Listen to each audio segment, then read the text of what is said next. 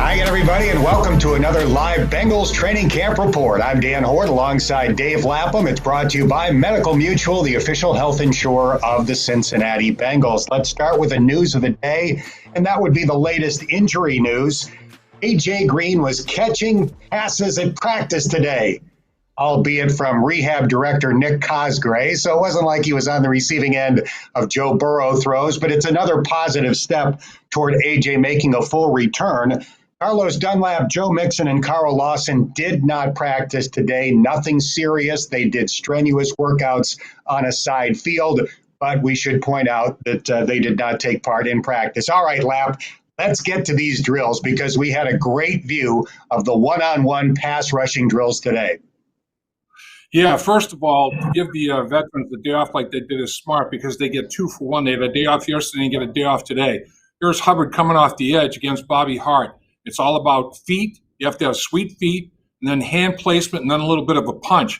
Now you go inside, Xavier Suafilo working against DJ Reader. And DJ is going to try to bull rush you big time inside, going to try to push the pocket.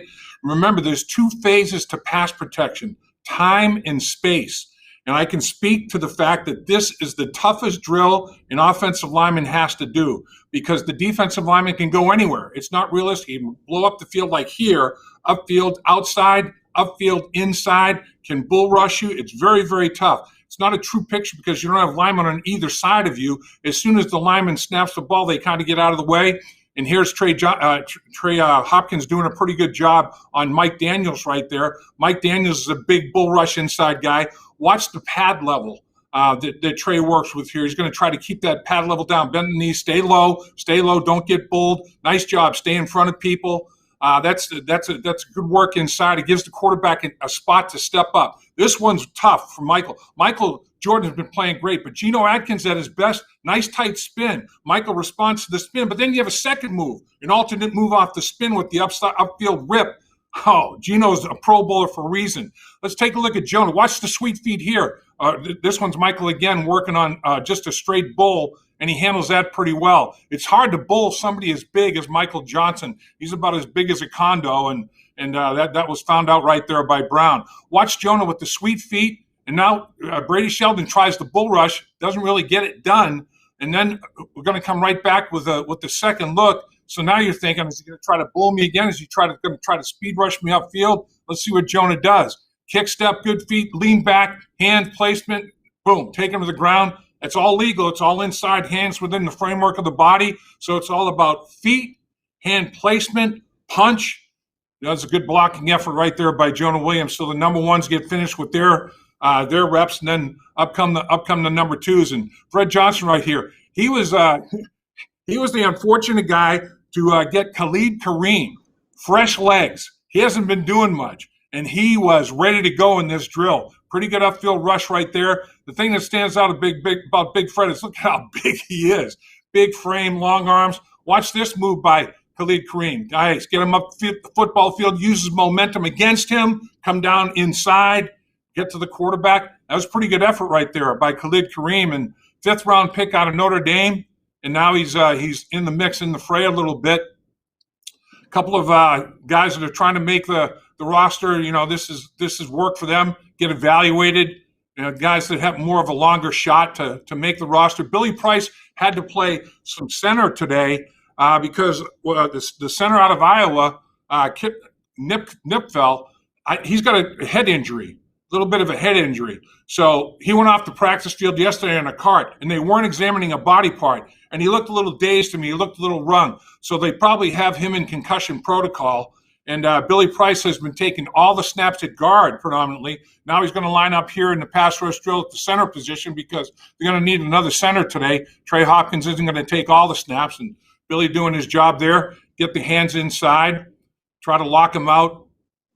You know, the thing that you really have to work on at this stage of training camp for all football players, particularly in these pass rush drills, is pad level. Players tend to stay high. You want to get your pads down. Bend at the knees, not at the waist. Get your pad level down. Start with your feet, finish with your hands.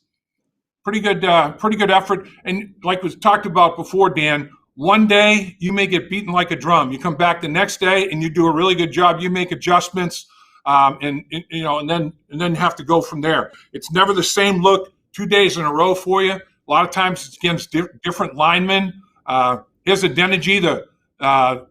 This is inside. This is the big boy in at guard still right here. Adeniji, I think, is going to be coming up at left tackle here. Want to take a look at his feet. I've been impressed with his footwork. He's got some pretty good feet, some foot quickness to him, and I think he locks this one up pretty well. Takes a good set. Boy, slam the hands on there, hand placement. You can't do any better than that. That's eclipsing him right there to block somebody that well in a one-on-one pass rush drill where they have anywhere they can go any direction. That's a pretty good effort. Pretty good set again. Jam them out there, widen them. Again, you're looking for not only time, you're looking for space. And that upfield pass rush, when he jammed them outside and widened him, you want width out of the tackles, and you want depth out of the center and the guards in the pocket. And Joe Burrow had a pretty good pocket as the day went on in team drills. Bobby tried to jump him here. That's a pretty good job by Brady Shelton giving a counter to the jump. Instead of setting back, he saw Bobby attack him. And Bobby, now you're playing the game. And Shelton saying, is he going to jump me? Oh, geez, he's going to jump me again. So he does the quick dip with the shoulder, upfield move. And Bobby, that's a tough move when you decided to jump. Now, if he had just taken his normal set, wouldn't have had any problems. So it's a game of chess that goes on. So Philo again, with the jam separation, working a little bit. It was interesting during the course of practice, Fred Taylor got some, or I should say Fred Johnson got some snaps inside at guard because Billy Price had to go from guard to center. There's a trickle down there, but Fred had some number one snaps at number one right guard position during team drills. So pretty interesting how all the battles unfolded. And this is where the rubber meets the road. And then you'll have guys, they'll do inside pass rush they'll cover both the guards or cover a center and a guard, and they'll have 3 offensive linemen blocking 2 guys, which is more realistic of a game. Or they'll have the guard and the tackle working twists and stunts with the defensive tackle and defensive end. All of this stuff today was pure one-on-one stuff. And it's real good work. And again, it's about as tough as you can possibly get. There's Big Michael again. Against Geno Atkins, and that's no fun. Yeah, no fun at all. Geno is so low. You have to get your pads down. When Geno Atkins stands up, that's about the pad level you have to be at. And he doesn't stand up when he's playing. Geno has a low center of gravity naturally. And then when he gets his pads down with all that power that he has, man, feels like he can bench press the world against you. So Geno had his day off on Friday, on scrimmage day, Friday. He didn't play a snap. He had a day off. So then he had Friday and Saturday off, came back in Sunday's practice. There's Michael Jordan getting it done. Yeah, little Daniels and Jordan, a little something to say to each other, after pass rush drills when guys are pushing and pulling, tugging on each other, and bad breath. Need to take a shower badly. Sometimes it gets a little bit extracurricular out there. Sam Hubbard with a little inside move on Jonah right there. And then Jonah's going to adjust. We've heard that Jonah is a great technician. Do you see that when you watch that drill? Absolutely. You watch his feet, and then you watch how he keeps his shoulders back. Jonah is never forward. Jonah is back, and then his hands are out. He's keeping his shoulder pads out of the action. Keep your shoulder pads away so they can't grab them and pull them. And he has good hand placement. You have to get your hands inside the framework of the body and then have a little punch, to separate the defensive players from you a little bit. It was pretty good pass rush drill work there. And again, they've been doing that every single day. And they've been also working together with inside run live with the offensive and defensive line. Offensive lineman double the teaming on a down lineman, rubbing off to a linebacker level, simulating inside running game drills. And so they've done a pretty good job of getting contact, that they need to anchor those pads and lower those pads. Those are the 2 biggest things that you have to do during the preseason as you get ready for a regular season game. All right, time now for the daily Burrometer or Burrow-meter, whichever way you prefer, as we take a look at the day that Joe Burrow had at practice. By my unofficial statistics, in 11 on 11 drills laps, 16 for 20, that's 80%. He threw a beautiful deep ball to DeMarcus Lodge, one of the young wide receivers trying to make the practice squad in all likelihood. He ended the day. They did a 2-minute drill, although in this case they started with 90 seconds on the clock, marched the team down the field, and scored a touchdown on a 4th down pass to Auden Tate. I'll tell you what, 4th down, deep ball to Auden Tate, that was a gutsy throw. You think he might just check it down to get the 1st down, but he read it out. He had the matchup he wanted, and he went and he got it. And that's the thing about Joe Burrow. I mean, he trusts what he sees. The dude sees the football field. To me, it's remarkable watching again his footwork, not just his footwork throwing the football, his footwork in the pocket, manipulating the pocket, slide stepping up, sometimes going to his left and not even planting and turning his feet up the football field. He'll throw the ball, square his shoulder pads up and throw the football while he doesn't even have his feet, going forward yet. It's amazing to watch him, how quick he is with all of his footwork. And the other thing about him, Dan, is he's looking down the football field, manipulating safeties with his eyes. He's getting them to declare from too high to single high and vice versa. What he's doing at this earliest stage of his development, I think, is extraordinary. He understands every nuance of what they're trying to get done. And, the audibles that he's making, we talked to CJ Uzomah earlier today. He said it's unbelievable, the audibles that Joe Burrow is making during the 2-minute drill. They put 1 minute and 30 seconds on the clock in the 2-minute drill and took him down the football field, for a touchdown. He is just, again, there is no panic in his game. The dude is poised with a capital P in italics, however you can distinguish it. He is unbelievably calm and cool, calm, and collected in the pocket, out of the pocket, on the sideline. The thing that you always look for with a player is what kind of questions do they ask? How intelligent are the questions? This dude is football Mensa Phi Beta Kappa with his questions and the way he understands the game and the way he sees the game, sees the field, communicates with his teammates. I'm telling you, even the veteran players, they're sold, Dan. They are sold on this guy in terms of his mind. He's got a beautiful football mind. Now we're seeing some special teams drills on the screen. I do want to mention one of the receivers that Joe Burrow was throwing to today, and that was John Ross. This was his 2nd day back with the team after being gone for about a week as he tended to his son and his son's mother after they tested positive for COVID-19. We're happy to say that everything is fine back home in California, and now John is back, and he practiced with the first team offense today. He was the 3rd starting wide receiver when they came out with 3 wides.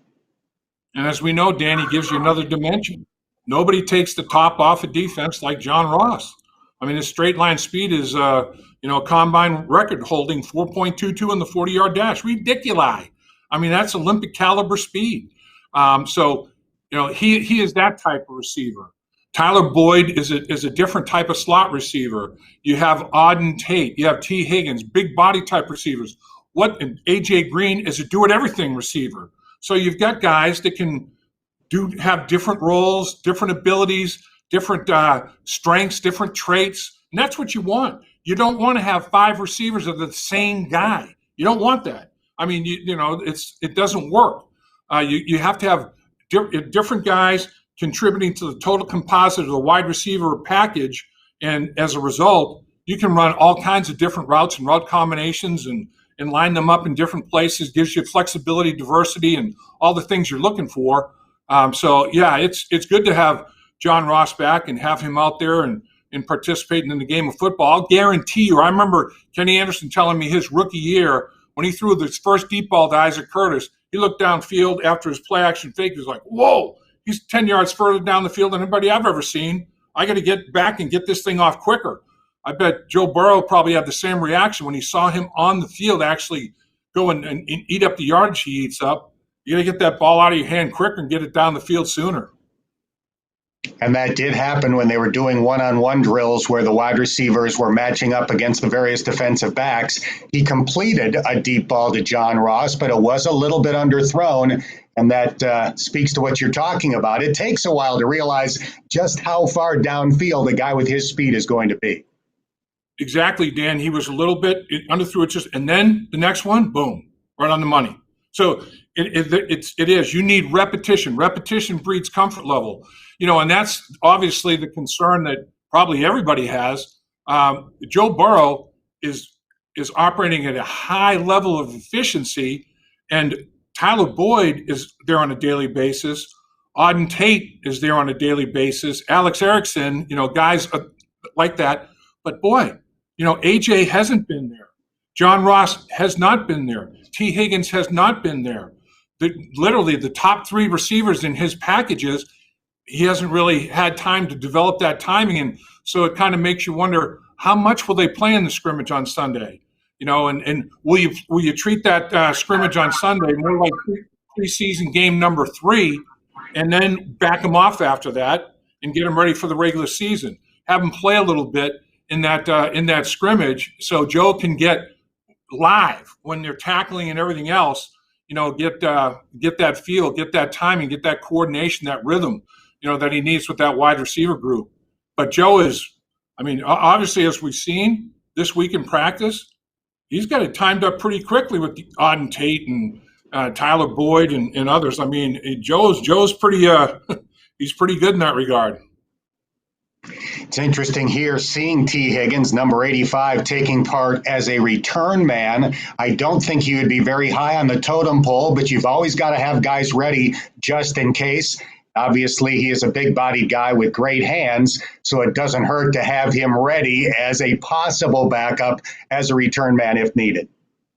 Sure. The more that everybody in your roster, the more you can do, as the old saying goes. The more you can do, the better off the team is. Again, diversity and flexibility with your skill set. If you can be plugged in, not just different formations in an offense, but if you can help Darren Simmons on special teams, that's going to do nothing but enhance your value. There is absolutely no question about that. All right, Dan, that's just about going to wrap it up for our report today. We will have our next live training camp report coming up on Thursday, and we do want to remind you that we will have live radio coverage of that scrimmage coming up on Sunday night. So, unfortunately, fans can't come out and watch the scrimmage this year at Paul Brown Stadium, as has always been the case in the past, but we will have a live radio broadcast of that scrimmage on Sunday. For Dave Lapham, I'm Dan Hoard. Thanks for checking out this live Bengals Training Camp Report on Bengals.com and the Bengals social media platforms.